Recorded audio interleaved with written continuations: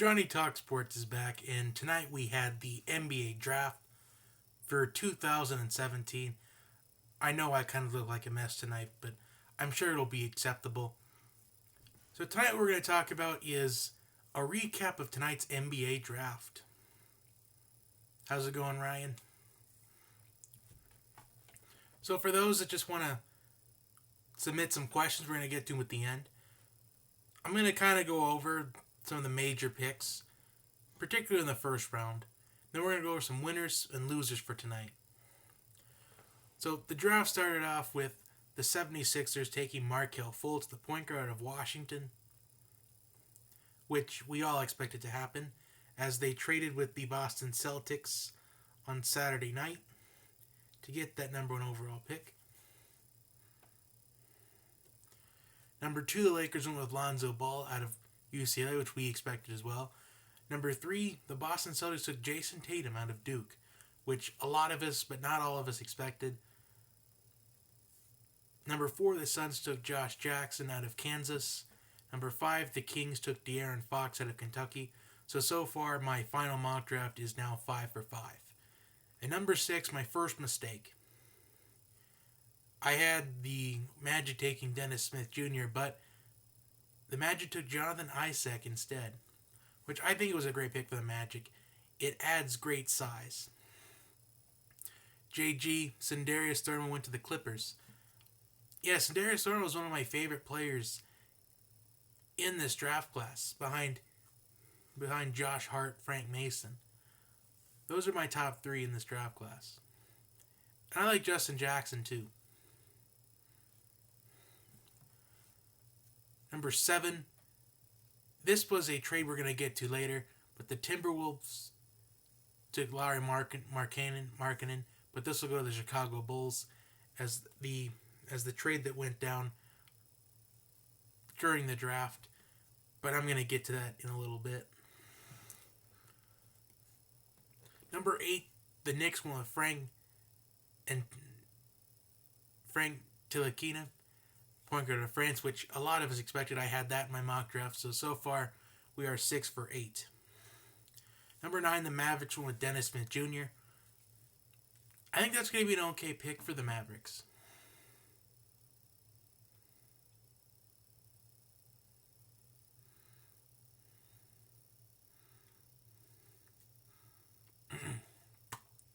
Number 10, the Kings went with Zach Collins, but that pick they traded his rights to the Trailblazers, and then the Trailblazers got picks 15 and 20. Trailblazers gave picks 15 and 20. They traded their draft rights to the Kings in exchange. See, where am I at? Number 11, the Hornets went. It's pronounced Ntilikina. Yeah, I have been trying to figure out for months how to pronounce that last name. I've been trying to figure that out all mock draft season, and I still can't get it right. Next thing you're going to tell me is he wins Rookie of the Year next year, and I still can't pronounce the guy's last name.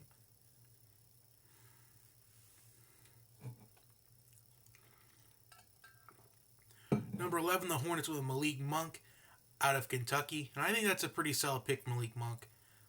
I know I had like a bunch of criticism about him going number 5 to the Kings earlier in the mock draft season.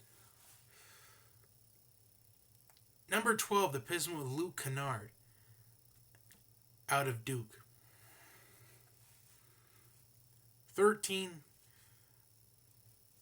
the Nuggets took Donovan Mitchell, shooter of Louisville, but they trade his draft rights to the Jazz. 14, the Miami Heat went with Bam Adebayo. I'm probably not pronouncing his last name either. Bam Adebayo out of Kentucky. The Sports Fury says, "My Bulls shaking my head. It's from Josh and not Sean tonight." Yeah, we're about to get to that. But as I've been saying, all these picks, I'll say it at the end. Never mind. I'll wait till later. Number 15, the Trailblazers went with Justin Jackson. His rights was traded to the Kings in exchange for the Zach Collins. 16, the Bulls drafted Justin Patton, but he was sent to the Timberwolves for that trade that we're going to talk about.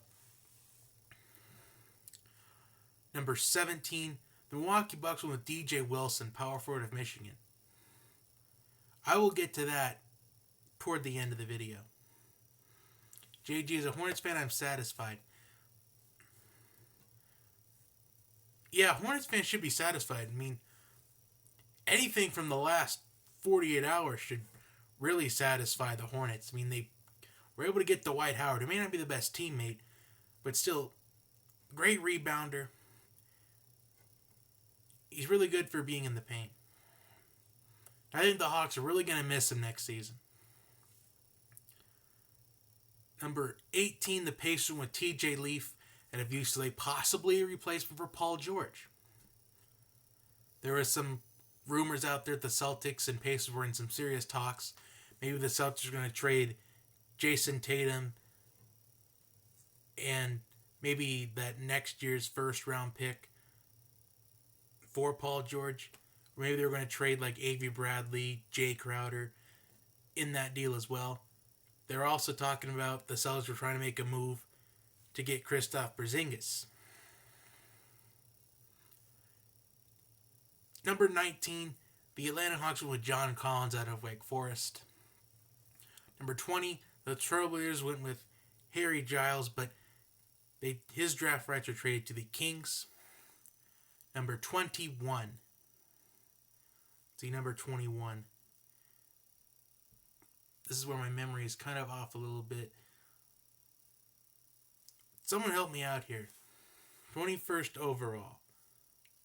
I believe 21st overall was... Come on, someone alive to help me out. I can't remember everything.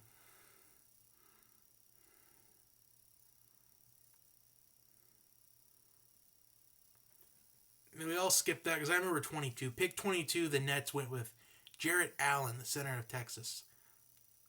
Oh yes, thank you guys. Number 21, the Thunder with Terrence Ferguson, shooting guard, who played internationally at Australia. That's probably one of my underrated picks in this draft class, Terrence Ferguson. He's another one of my favorites.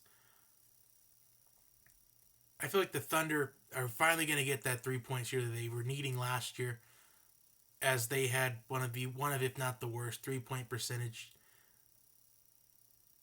in the league last year. All right, so 21st was Ferguson, 22 Jarrett Allen, center of Texas. Big steal for the Nets at that point.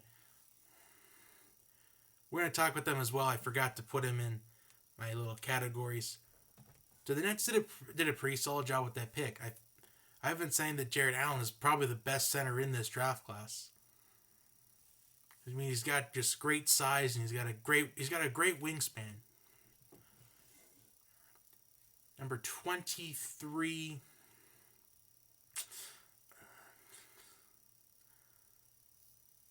I forgot he was 23.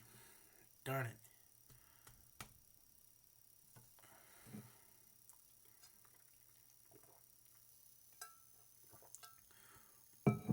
So I'm trying to think about it. I should have wrote this stuff down because it was 23 the Jazz.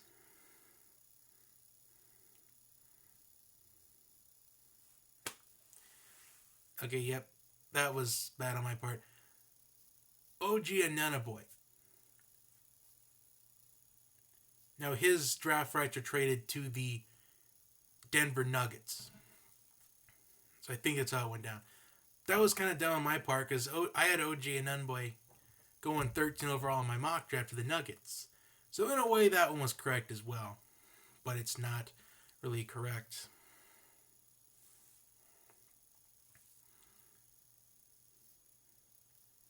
Shmuel says, as a Nets fan, I'm happy with that pick. Barry Ron has a lot of talent. Yes, I was saying that he's the best center in this draft class. I mean, it's probably by a long shot. Because I've been saying all mock draft season that Zach Collins, Justin Patton could have benefited from another year in school.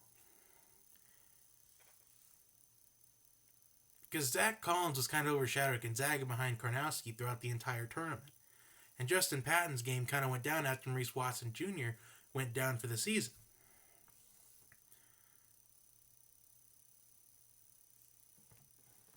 the 24th. So I believe at 24. You know what? I'm just gonna look this stuff up. I believe the 24th pick was.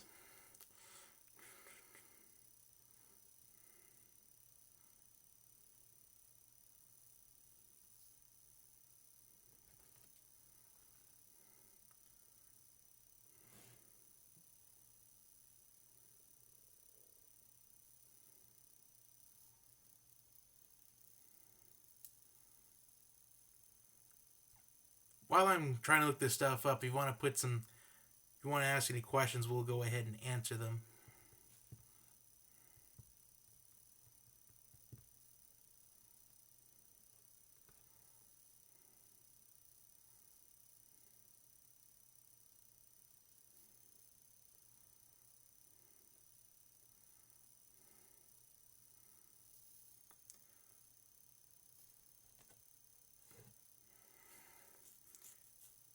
Yeah, I do apologize for this. All right, thank you, Smeal. Tyler Lydon. Now he's somebody that I feel like could have benefited from another year at Syracuse as well. I mean, he is great offensively, but defensively, I think he needs some work.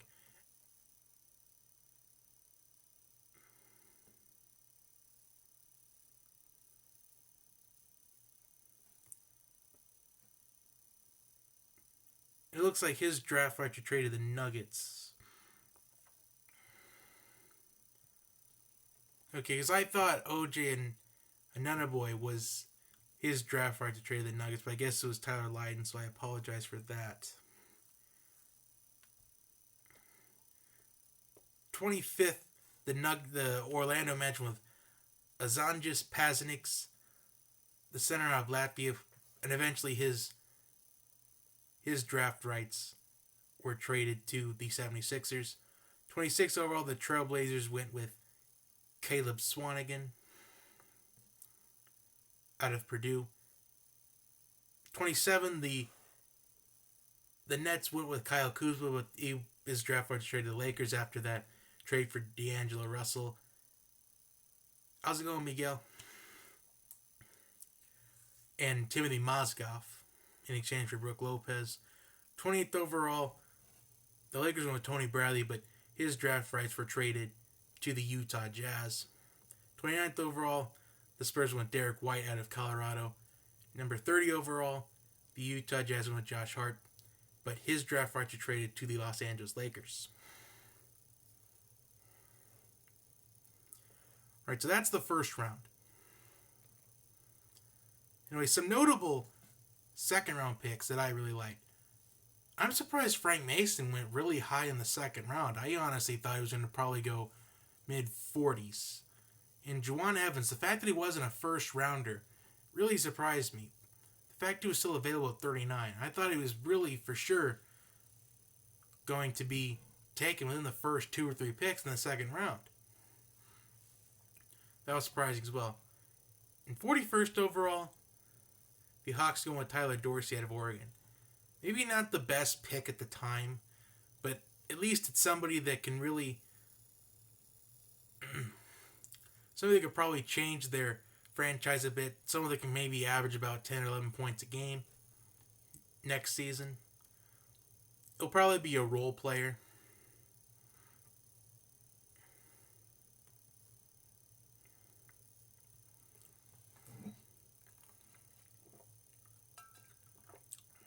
Looks like we have 10 people watching, so thank you for tuning in so far. So let's get to the winners and losers of this draft. By the way, Sendarius Thorne was another notable second round pick that I really enjoy. Someone that stayed all 4 years, not a one and done. Someone that improved his game.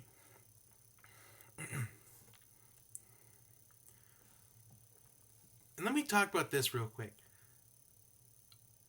A notable guy that didn't get drafted, Jonathan Motley out of Baylor. Honestly, I had him probably going, if I had to guess, he'd probably been gone by pick 45. But I guess there was like a knee injury that was causing teams to pass on him, so that's why he went undrafted. Another guy, a guy out of Nevada, I believe it's I believe his name was Cam Oliver. I'm surprised he didn't get drafted either. He seemed to do well at the NBA Combine. And Isaiah Briscoe didn't get drafted at all out of Kentucky. Yes, PJ Dozier didn't get drafted either. That surprised me. I honestly had PJ Dozier in the first round of one of my mock drafts. I believe it was 3.0.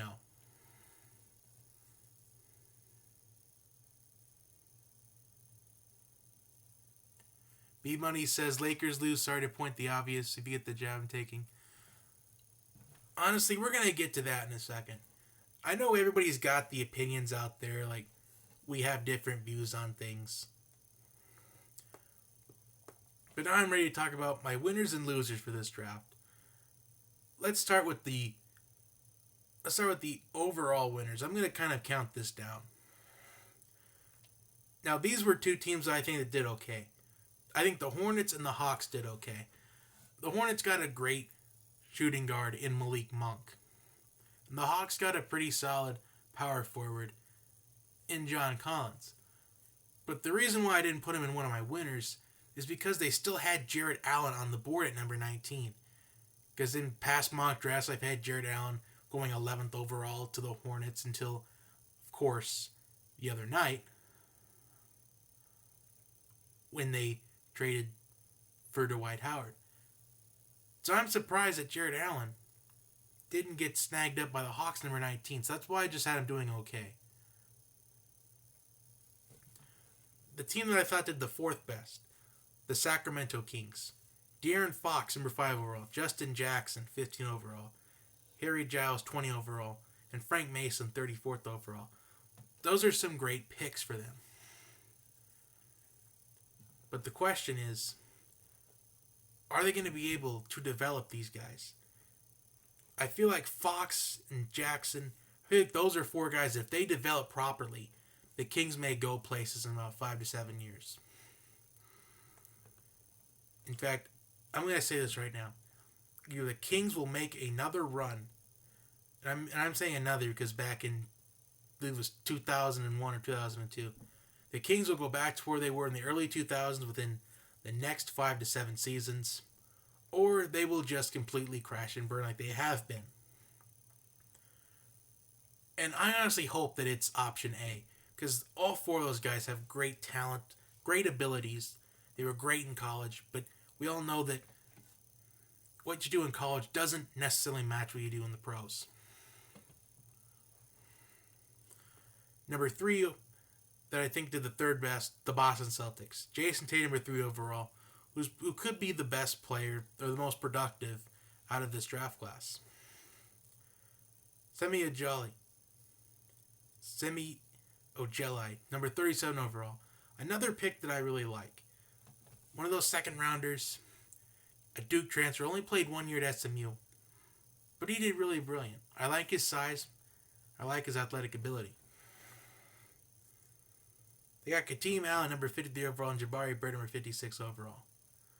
Now, those are guys that are probably going to either go down to the D League, or they're only going to be like role players that are probably going to play like maybe garbage time minutes. But I feel like we may see them on the court at some point next season, like maybe in garbage minutes when they're up like maybe 25 points with like 4 minutes left in games. Right, the team I think did the second best. I don't really want to admit it, but the Los Angeles Lakers, they did really well. Drafting Lonzo Ball number 2 overall after trading away D'Angelo Russell. And then getting Kyle Kuzma number 27 overall, who I think has lottery talent. I've been saying that a couple times throughout this mock draft season. I feel like he could easily go into the lottery. He's got great size and athletic ability. Pretty decent wingspan. Josh Hart, number 30 overall, who is probably one of, if not my favorite player in this draft class. The shooting guard out of Villanova.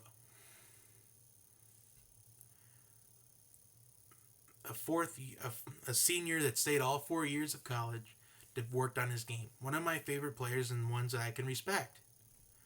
Because I'm not a fan of the one and done rule, as we noticed.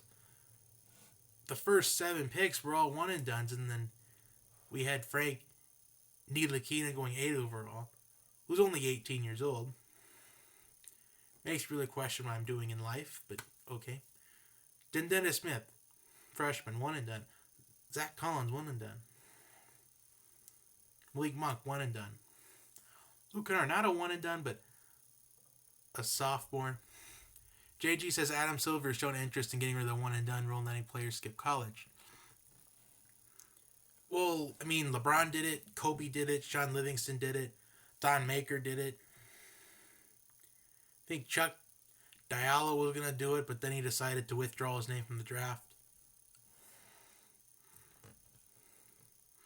Then they got Thomas Bryant, number 42 overall. I think it's a pretty solid pick in Thomas Bryant. And they got a pretty decent center, someone that can really score points. And the overall winner of tonight's NBA draft, according to Johnny Talk Sports, is the Minnesota Timberwolves, acquiring Jimmy Butler in the 6th overall pick from the Chicago Bulls, who ended up being Justin Patton, the center of Creighton. Even though I feel like he could have benefited from another year in college, I think Tom Thibodeau is going to. I think he's going to coach Justin Patton properly. I think he's going to be trained properly. I think he's going to fit into the system pretty nicely. But I did read a tweet. It was from Global Sports Commentator. It was kind of a reply, but he was saying that if the Timberwolves don't make the playoffs this year, they're probably going to let go of Ricky Rubio, let him walk. So you're going to have a solid team: Karl Anthony Towns, Andrew Wiggins, Ricky Rubio. Justin Patton probably going to be a role player. And Jimmy Butler. So those are just 5 big guys. Maybe 5 big key players for that team. I mean, I know like I just said, I know Justin Patton. I did say he was not the best center in this draft class, but I think a coach like Tom Thibodeau, I think he's going to coach him properly. I think he's going to fit into Tom Thibodeau's system, even though he doesn't like playing like the rookies or the younger guys that much. So we're going to see how much Justin Patton really plays next season, because Tom Thibodeau has a history of not playing younger players. But honestly, I do feel like out of this trade, the Bulls got a couple solid pieces. I mean, they did get Jordan Bell in the 2nd round. One of my underrated players, someone I also like to watch. He's got great defensive abilities, great at blocking the shots. So the Bulls didn't come out of here complete losers. Even though, spoiler, I have them being the biggest loser of tonight's NBA draft, but that's because they got rid of their all-star player, Jimmy Butler, for basically scraps. I mean, Chris Dunn, we didn't get to see what he did because, like I said, Tom Thibodeau doesn't like playing young talent. He doesn't play the rookies that much, which is why I'm kind of questioning, is Justin Patton going to help out the team next season? And it's going to depend on how much Thibodeau plays Justin Patton next year.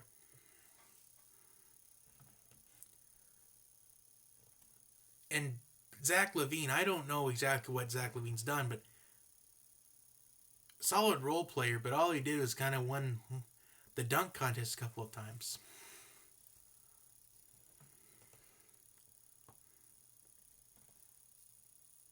Anyway, now we can talk about the losers of the NBA draft tonight. And we already went over the Bulls losing Jimmy Butler, their all-star player, probably the best player on their team. In fact, I don't think it's a question. It is the best player on their team. For kind of, I'm not going to call them scraps, but 2 players that probably aren't going to lead the Bulls anywhere next year, not very many places. I'll be surprised the Bulls still make the playoffs next year. Miguel asks about Dwayne Wade. I mean, I'm not saying Dwayne Wade's... I mean, I think Jimmy Butler's a better player than Dwayne Wade right now. But all-time, Wade's probably one of the greats. I'm just talking about right now on that team. The second team I think was a big loser was the Milwaukee Bucks and drafting DJ Wilson.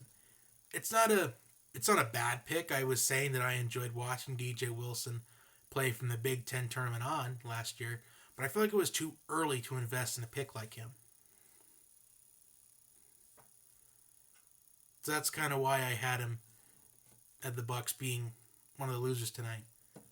Number 3, I think I have the Pistons.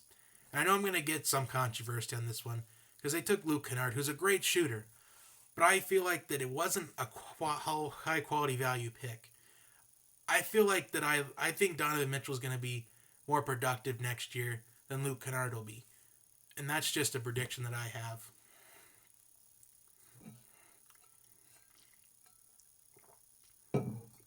Like if I had to either choose Luke Kennard or Donovan Mitchell to have my fantasy basketball team next year, if I do a fantasy basketball league, I'd choose Donovan Mitchell.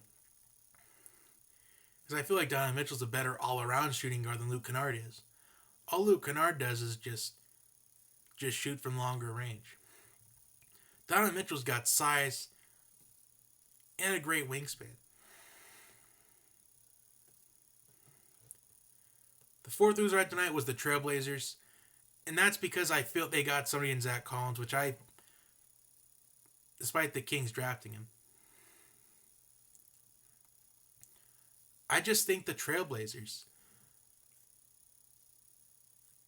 I was saying that Zach Collins needed to benefit from another year at Gonzaga.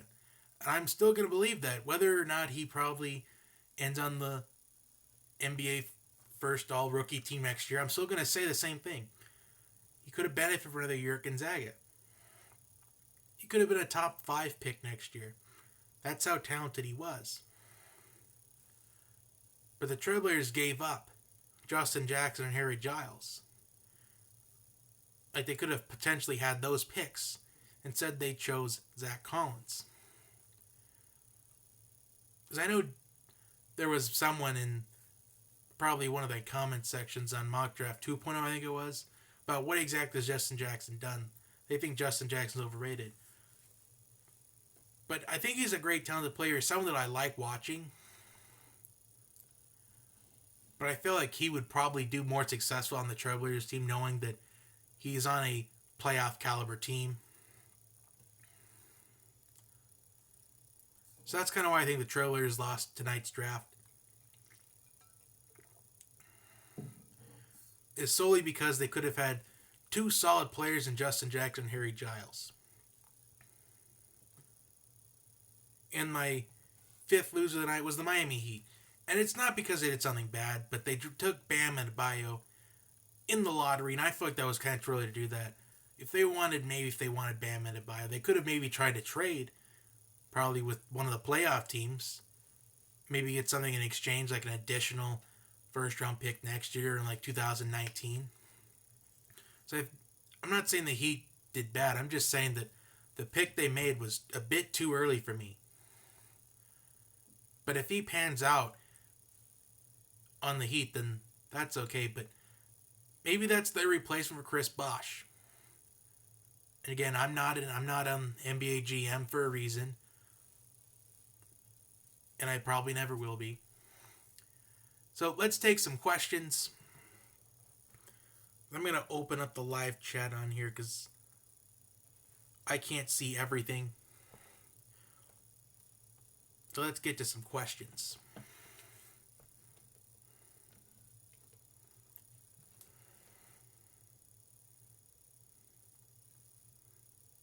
But the first question I have for you guys: how do you feel about next year Cavs vs. Warriors El Cuatro? That's my question to you. Because if you notice, the more successful teams in the NBA right now didn't have a draft pick tonight.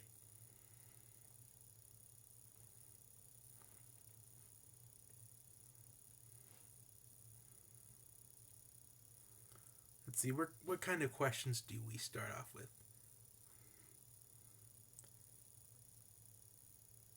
Let's start with JG. His comment says Adam Silver shown interest in getting rid of the one and done, letting players skip college. There's perks to it, there's pros to it, and there's cons to it. Pros, you get to see kind of younger talent like the 18, 19-year-olds.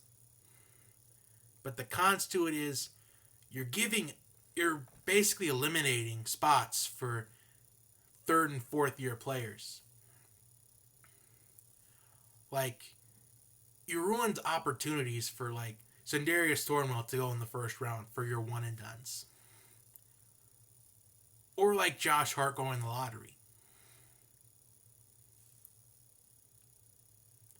See, that's one of the cons to a one for allowing players to come right out of high school with the one and dones. There's pros and cons to both ways. But I feel like the cons are going to end up outweighing the pros one day. Because if you notice tonight, like I've been bringing this up a lot, all those picks came out early. Like picks 1 through 11. With the exception of Frank Ntilikina. And I'm kind of counting Frank Ntilikina because he's only 18 years old. All those picks 1 through 11. In a way, freshmen. Luke Kennard, 12, was a sophomore.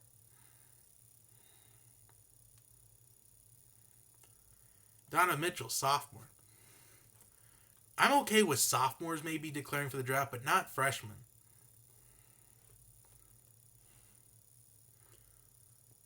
Let's see, let's get to some more questions.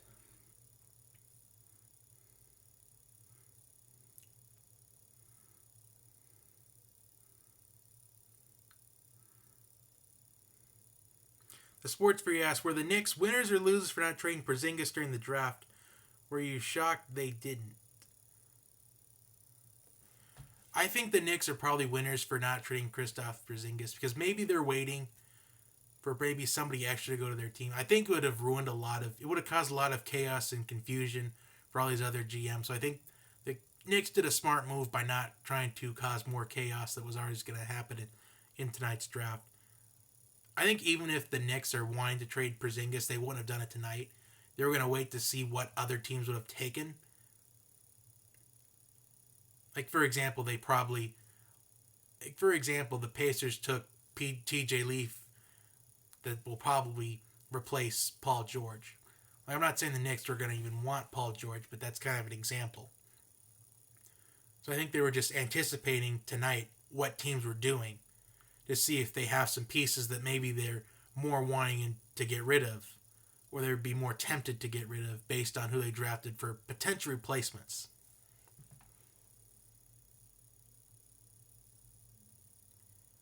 So I'm not shocked that the Knicks didn't trade Porzingis. I kind of knew they weren't. But I'll admit this.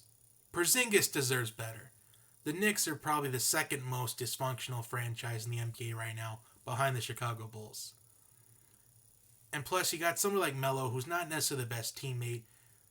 Melo probably wants to leave too. So the Knicks are kind of in a disarray right now, but I think the Knicks are going to give Porzingis this season to kind of work things out. So we'll see what happens. But if the Knicks end up trading Porzingis, I'll kind of be surprised by it in a way. But of course, it'll depend on what they get in return. Because right now, Porzingis is the face of your franchise, believe it or not. It's not Carmelo Anthony. It's Porzingis. Album Review Channel says, no one likes the Pistons according to my friends in local sports media. Yeah, especially in the early 2000s, the Pistons had like the Bad Boys or something like that, or the Bad Boys in the Block. So I think that's kind of why people don't like the Pistons right now, because of their teams back in the 2000s. And plus, the Pistons totally lucked out on Carmelo Anthony or Dwayne Wade back in 2003. Kind of something to remember.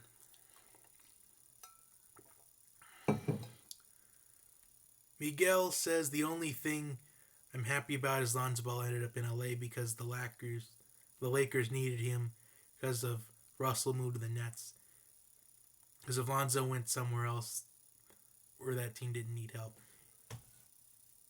Exactly. Because as soon as we saw D'Angelo Russell get traded to the Nets, we knew Lonzo Ball was a 100% sure thing. Because I wasn't buying into the fact that the Lakers would be interested in De'Aaron Fox at all the entire time. PK Lynn asked, "Do you think the Bulls, the Bulls could have gotten more out of the trade?" I think it's a possibility. I think maybe the Bulls could have tried to make a deal where they could have kept the number 16 overall pick. Because Justin Patton in Chicago probably would have worked out a little bit better. Like, I think if the Bulls were going to trade Jimmy Butler, if they knew that, they could have just said, okay, we'll give you Jimmy Butler, but let us keep the 6th overall pick. Because for Jimmy Butler and the 16th pick, the Timberwolves just basically robbed Chicago. Like back in the NFL draft in April, John Lynch and the San Francisco 49ers robbed the Chicago Bears. And tonight, the Timberwolves robbed the Chicago Bulls. Because if I were a Bulls fan, I'd be okay with trading Jimmy Butler, but you would have had to try to keep that 6th overall pick because you were going to need that. Because I'm sure just Jimmy Butler would be enough for the Timberwolves.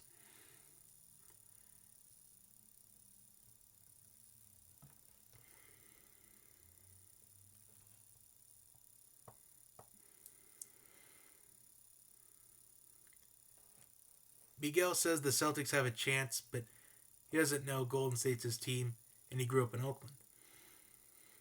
Wilson Breckenridge, Cavs vs. Warriors again. LOL, you are totally right on with that. I love when I'm right.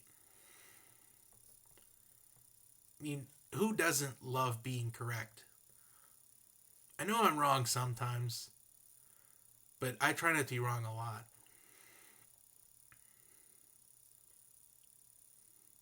The Sports Fury says the Bulls should have gotten more with the Jimmy trade. Yeah, kind of what I was mentioning.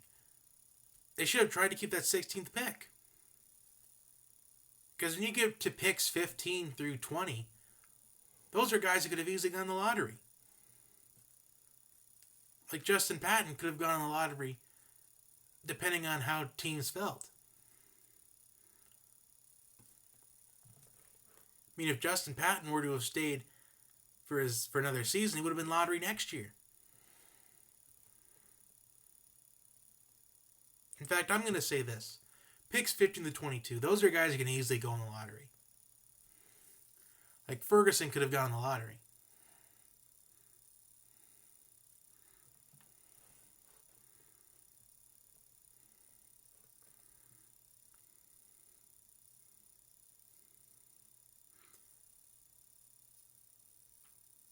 What do you think of Jared Allen's ceiling? Kind of what I was saying. He's the best center in this draft class.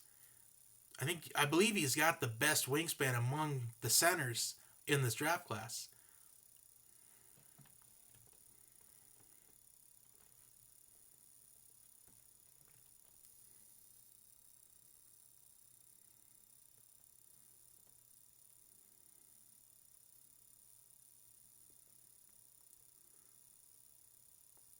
Let's see, what else do we have here? The Sports Fury says they should keep him, get rid of Phil Jackson, start to build around him. Also get rid of Melo. The thing is, I think Melo wants to lead the New York Knicks. Because if Carmelo wants a ring, he would not stay in New York. Because the Knicks are probably not going to be even close to a conference final within at least the next 7 to 9 years. So if Carmelo wants to get a ring before retirement, he would try to join one of the teams who would have a chance. Like maybe join the Spurs if he wanted to, which he probably won't. Or maybe even join the Cavaliers. Which I don't know if he wanted to do that either, but he said he's been open to it.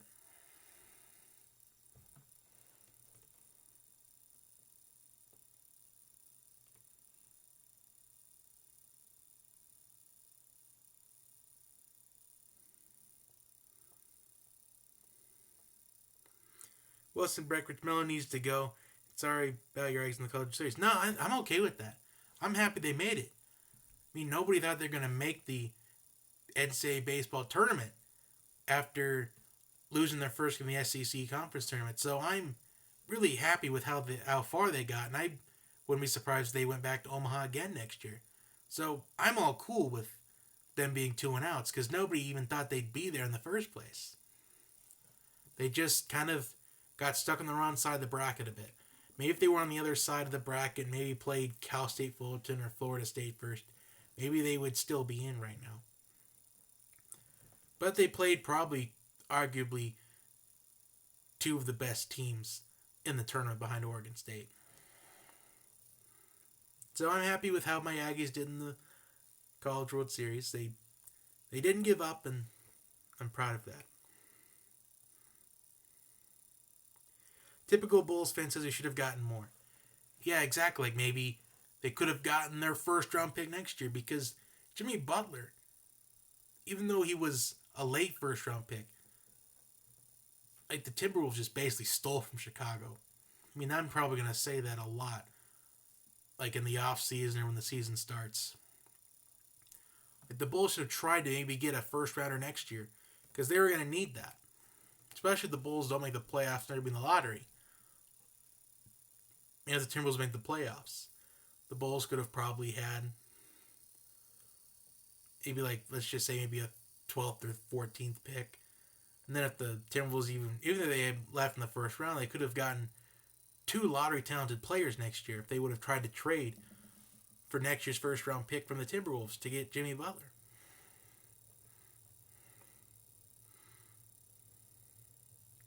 Miguel can't wait for the NFL. I can't either, but tonight we got to talk about the NBA draft. We're almost done. We're going to finish reading the questions. What were the Bulls thinking about that 6th overall pick? I just feel like maybe they just got a little too pick happy in a way. Maybe they were just too excited to trade Jimmy Butler. Maybe, I mean, Jimmy Butler kind of deserves better. I mean, I'll root for Jimmy Butler to do well in Minnesota because he's one of those players that he's got a great story to him. If you've seen Mike Korzemba, he did a whole story that Jimmy Butler was living on the streets when he was when he was 13 years old. Like his mom kicked him out of the house and he was just 13 years old. And now he's an NBA star. So it's a really inspirational story, actually. He's someone that I would root for based on his stories and how it's kind of like an underdog story.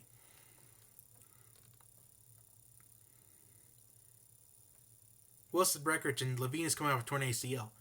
Yes, exactly. Like Zach Levine's kind of, I believe he had an injury before the ACL. Like I think he had like a knee injury back in 2014 or 13. I think it was. No, not 13. I think it was probably 2015. He may have had the knee injury that ended his season. Or it was 2014. I know it was one of those years.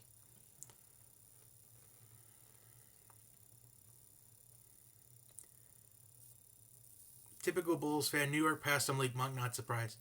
Yeah, I'm not either. I kind of knew that Malik Monk was going to fall outside the top 10. I think Malik Monk's stock was kind of declining a little bit, but not too much. But I think Malik Monk will fit in really well with the Hornets.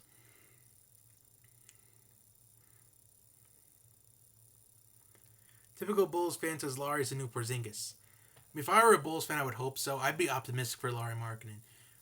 Because I've been saying a couple times throughout this mock draft season that Lauri Markkanen is probably the next. He screams Kristaps Porzingis. I've said it in mock draft 1.0, 2.0.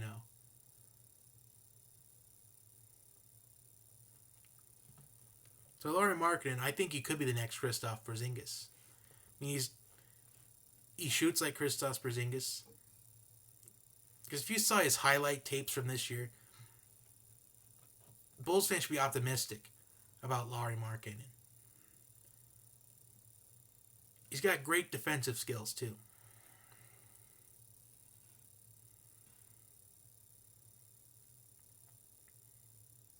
You'll ask, how are the Hawks going? What do you think? I'm kind of disappointed that they took John Collins when Jarrett Allen was on the board.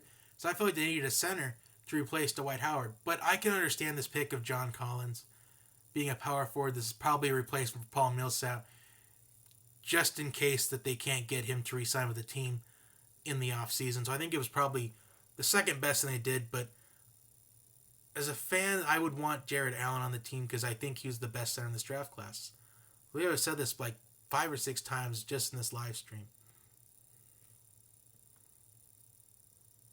Typical Bulls fan says we need a small forward. Well, maybe are the Bulls going to be in tanking mode next year? That's the question.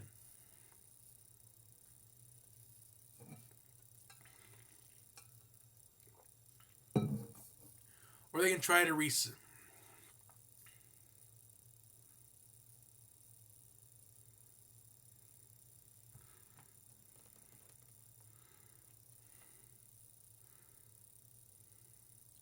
the sports sphere. I wish Jimmy nothing but the best wishes with the Timberwolves. He was great as a Bull and he deserved better. Kind of what I may have just said. Like, I agree with the sports sphere here. Jimmy Butler's one of those athletes who deserves better. Like, really quickly, here's some athletes I think deserves better. Andrew Luck, quarterback of the Colts, deserves better. Mike Trout of the Los Angeles Angels deserves better. Porzingis deserves better. Jimmy Butler deserves better. Paul George might deserve better, but kind of the way he was bringing about this kind of makes me lose a little bit of respect for the guy.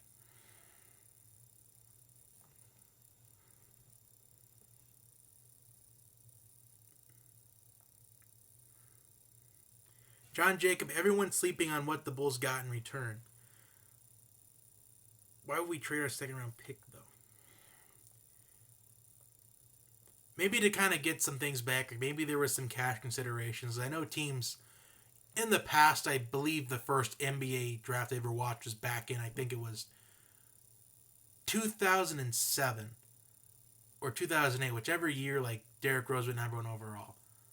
Not to mind any Bulls fans in the chat.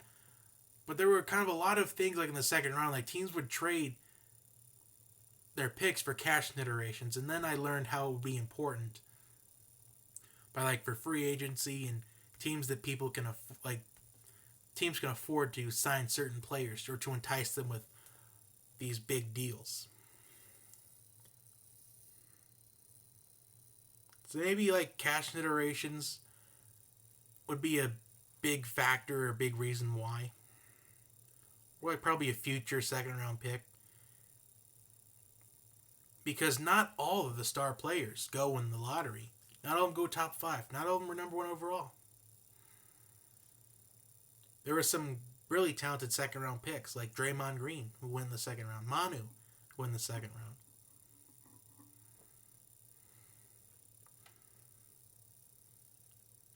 Wilson Brecker, so the Bulls drafted Bell and traded him to the Warriors.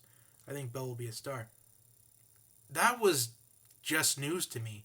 I had no idea the Bulls traded his draft rights to the Warriors. But still, Jordan Bell is a talented defensive player. Like I've been saying, really underrated. So the Warriors definitely just got a stealer from the Bulls.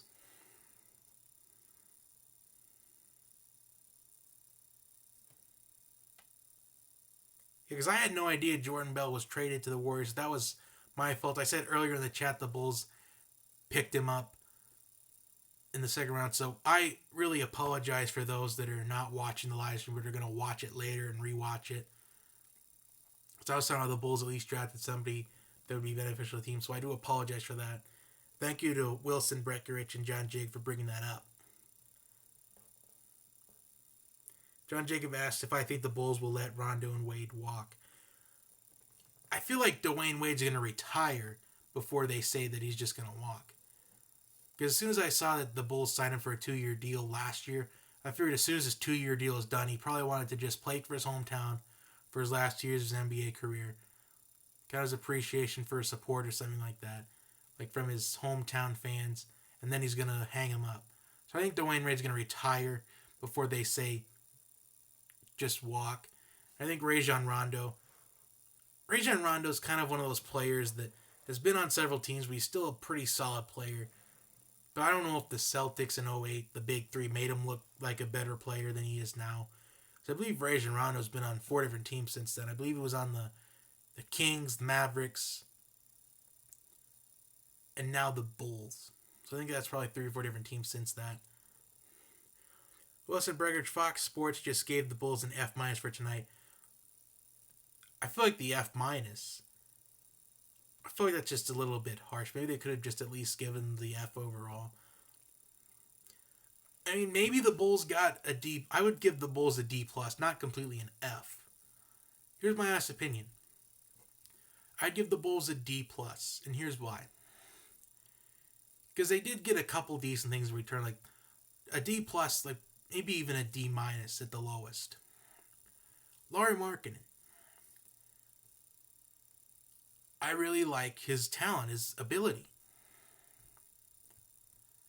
So Lauri Markkanen could be the new face of the Bulls franchise pretty soon. He could be the next Kristaps. He could be Kristaps Porzingis 2.0. You never know. So I'm giving the Bulls a D minus for that. And plus, Chris Dunn, he's kind of a role player a little bit. Depends if Zach LaVine could avoid injuries, he could really do a couple productive things for this Bulls organization. So that's why I'm giving it a D minus, not a complete F. Or D plus, D minus, or an F completely. So no team really got an F tonight in the draft. The worst was probably the D minus by the Bulls. John Jacob, any chance Bulls can get Lowry? Well, Lowry did say that he wants a ring. And if he wanted a ring, he'd go somewhere like San Antonio. Or maybe he'd go to Houston. Maybe he'd go... So he'd probably maybe go to one of those two teams in general. I wouldn't see him wanting to join a super team like the Warriors or the Cavs. I think he'd want to go somewhere that... Sports Free asked Lowry to the Timberwolves. Well, we've seen crazier things happen. But the way that Lowry was probably making that statement is that he wants a ring and he wants it now. So if he wants that ring now, he would join somewhere like the Spurs. Or he would probably join the Rockets. He would join one of those two. In fact, I'm just going to make this officially a thing.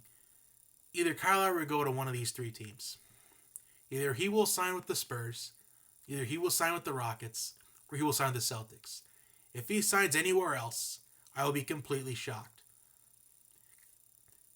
And really quickly, he'd work out for the Spurs because Tony Parker is probably contemplating retirement right at this probably moment. Because Tim Duncan announced his retirement, I believe, in August or July last year. So anything could happen with Tony Parker's decision right now. And Ginobili could retire as well. That's why I like the Derek White pick at number 20 overall. So that's why I think you'd probably go to the Spurs. Probably replacement for Tony Parker, who may or may not retire. The Rockets, joining up with James Harden. I think James Harden would just need some support, and I think he'd be happy to have Kyle Lowry on his team. Just get him some help. And the Celtics, maybe they're contemplating trading Isaiah Thomas. But the Celtics seemed really certain that Isaiah Thomas is their point guard of the future. That's why that's probably one of the reasons why they traded that number 1 pick to the 76ers. So maybe there's a chance he could be in the running to signing for the Celtics. So if he does not sign with the Spurs, Rockets, or Celtics, but doesn't stay in Toronto, I'll be completely shocked.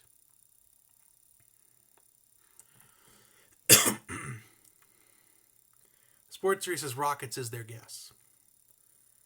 Wilson Breckwith, honestly, Markkanen here at Arizona. I think he has a good ceiling. I don't know if he's a physical enough for the NBA's paint.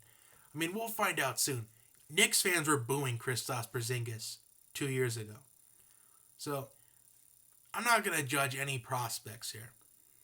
I'm not going to assume people are going to be a bust or people are going to succeed. Because any player can succeed. Because I'm not going to judge players because the GMs gave the chance on them for a reason. And I wouldn't expect people to judge either. Because it's just sometimes it's just all about finding that right team and that right system, the right fit. Wilson Rickage, how do you think the Suns did? I think they did pretty well. I would agree they did pretty solid. But I'm kind of having a little bit of question marks on Josh Jackson. Because seeing McKenzie wasn't the best shooter in this draft class. So that's kind of a little bit of a concern. I think the Suns did pretty all right. They got some pretty solid role players for next season. I mean, the future is looking bright for the Suns with Devin Booker and Eric Bledsoe. It's going to look pretty talented.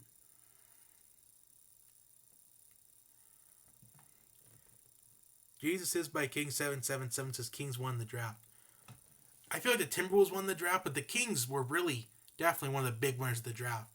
But the question is, how are the Kings going to utilize the players they've received tonight? As I was saying, either they're going to go back to the Western Conference Final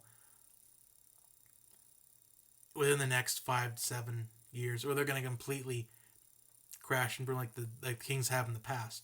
So, however, my concern for the Kings, for the Kings fans out there would be, will history repeat itself? That'd be my only concern. Wilson Records, the Suns are set to shine. I agree, the future kind of looks bright. I feel like the Suns, I think in a couple more years, the Suns may turn into a playoff team. Maybe the Suns will make the playoffs earlier than we think. We're about to wrap this up. If anybody has any last minute questions, I will answer. I will give about 45 seconds starting right now.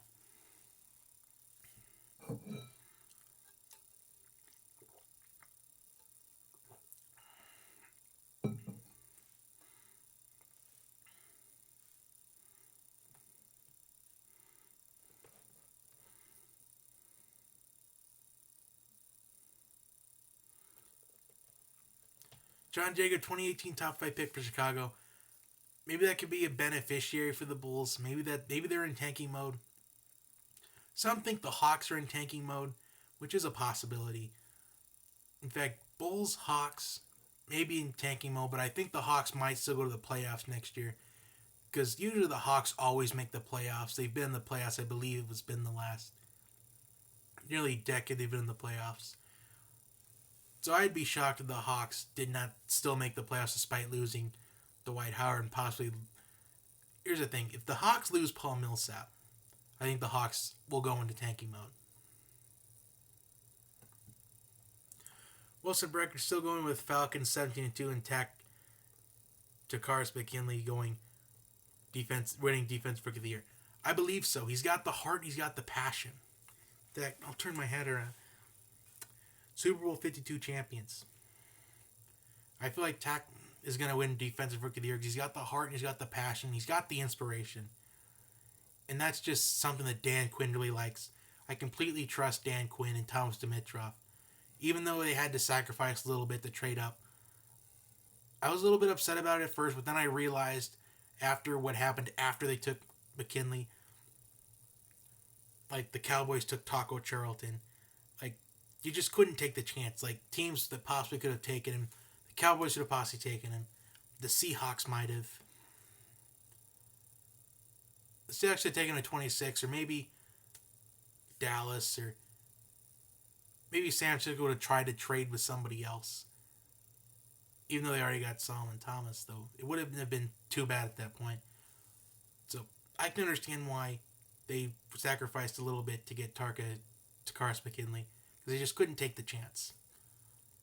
So I still think the Falcons go 17-2. I will say this right now: in Week 7, the Falcons will upset the New England Patriots in Foxborough.